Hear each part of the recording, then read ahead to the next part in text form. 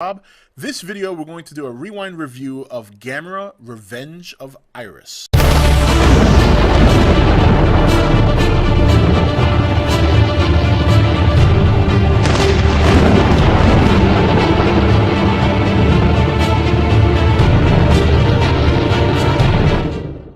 Okay, guys, welcome back. I loved this fucking movie. This movie was so damn good. Man, oh, wow. The ending was epic. The ending was epic. I love the ending. This movie was really, really good. I mean, I am so impressed with this trilogy, and I'm glad I finally got it on Blu-ray, and I'm glad I finally got to see it, because as much as I love the first one, the next two were just as good. I did obviously like Attack of Legion, but I have to say I think Iris is my favorite one.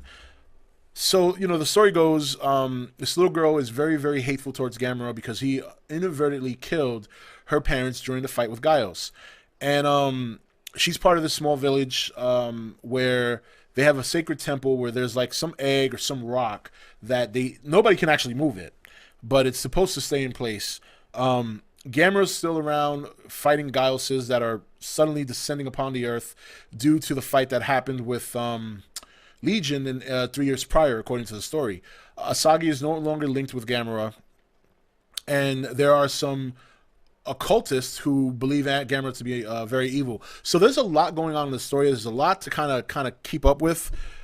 But the thing I like about these three movies is that Gamera is so. I like the fact that he's always in a position where you just think he's gone. He's done.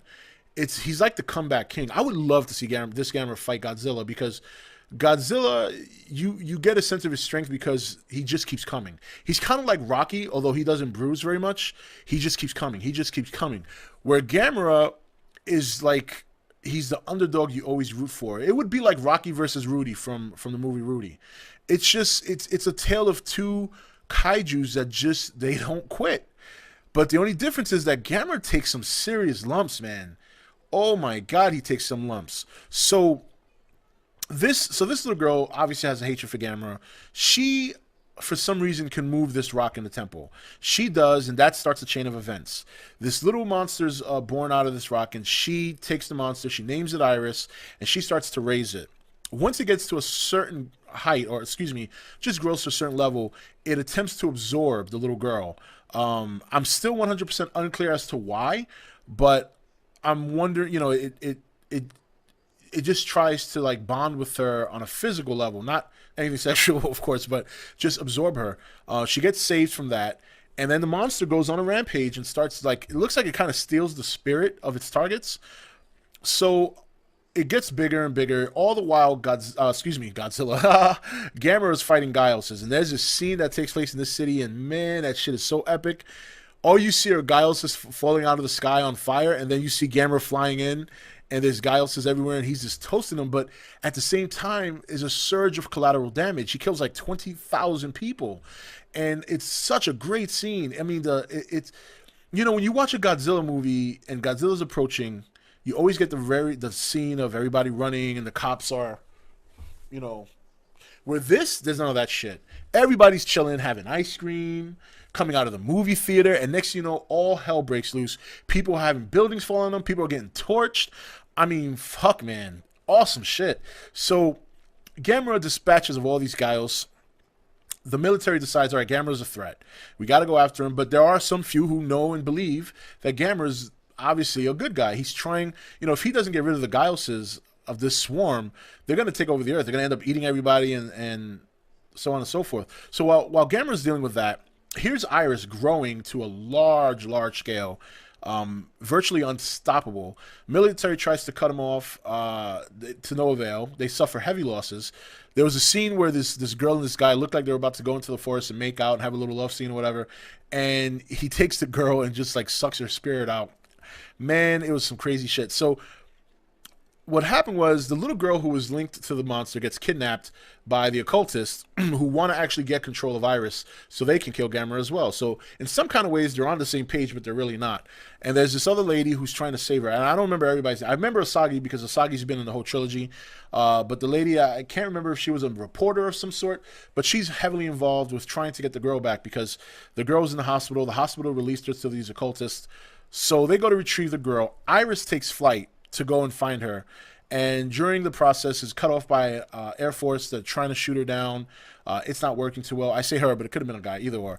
Eventually Gamera comes and cuts her off, and just as he's about to get involved in maybe an aerial fight with her, he gets nailed by a fucking a tomahawk missile or a surface to air missile, and he gets knocked to his ass.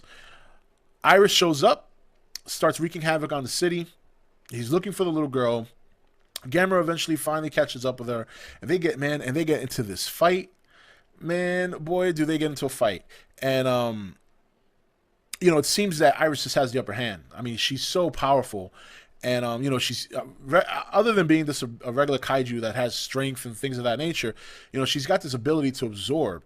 So they're fighting in this train station where Asagi, the little girl who hates Gamera, the two occultists, and I'm going to just call her right now the news lady, are trapped in there, and they're Iris wants to still absorb the little girl. Asagi's trying to help her because even though she wants Gamera dead, Asagi wants her to Asagi knows that she understands why she feels that way, but she wants her to know that Gamera's not evil. So Gamera and Iris duke it out in this train station, and Gamera gets impaled by Iris, goes down. You think he's out of it. Iris comes and grabs the girl. The girl has this foster brother or boyfriend, I don't know, he was one of the two, who for the whole movie has basically saved her ass. And even here, he shows up to try and save her once again, but it was too, he couldn't do it. The monster takes the girl, absorbs her.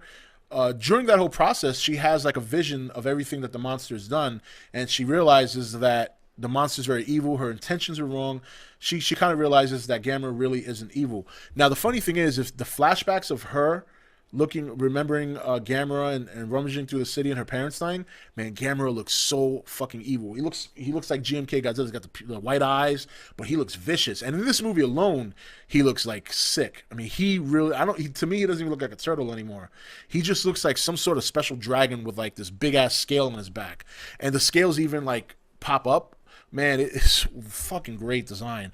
So just as he's about to completely absorb the little girl, Gamera gets up, punches through the chest, grabs the little girl out of it, and is holding her. And then Iris turns around and nails Gamera's hand to the wall.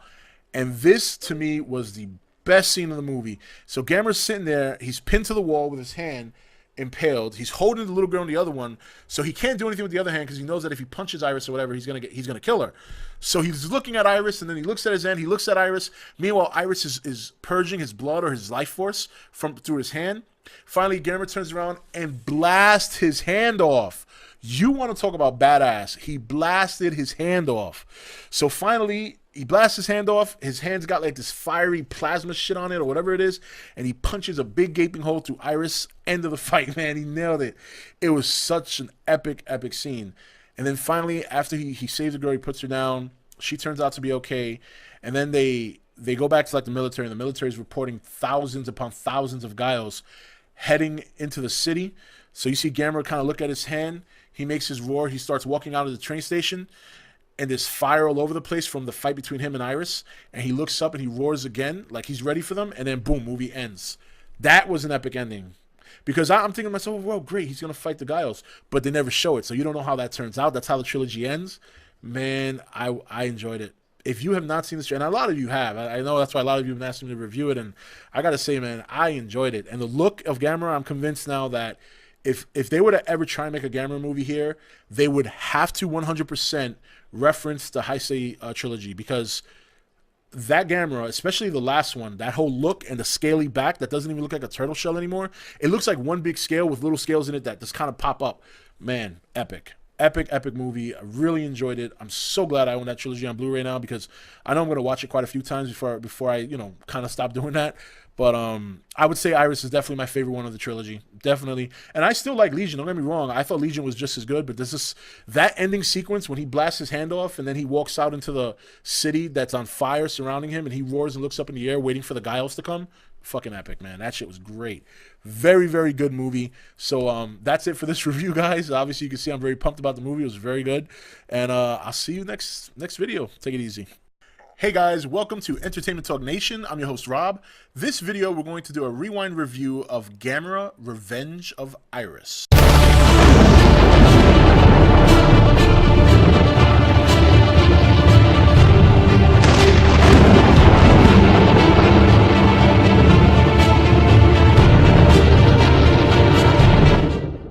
Okay guys, welcome back. I loved this fucking movie. This movie was so damn good. Man, oh, wow. The ending was epic. The ending was epic. I love the ending. This movie was really, really good. I mean, I am so impressed with this trilogy, and I'm glad I finally got it on Blu-ray, and I'm glad I finally got to see it, because as much as I love the first one, the next two were just as good. I did obviously like Attack of Legion, but I have to say I think Iris is my favorite one. So, the story goes, this little girl is very, very hateful towards Gamera because he inadvertently killed her parents during the fight with Giles. And she's part of this small village where they have a sacred temple where there's like some egg or some rock that nobody can actually move it, but it's supposed to stay in place. Gamera's still around fighting Gileses that are suddenly descending upon the earth due to the fight that happened with Legion.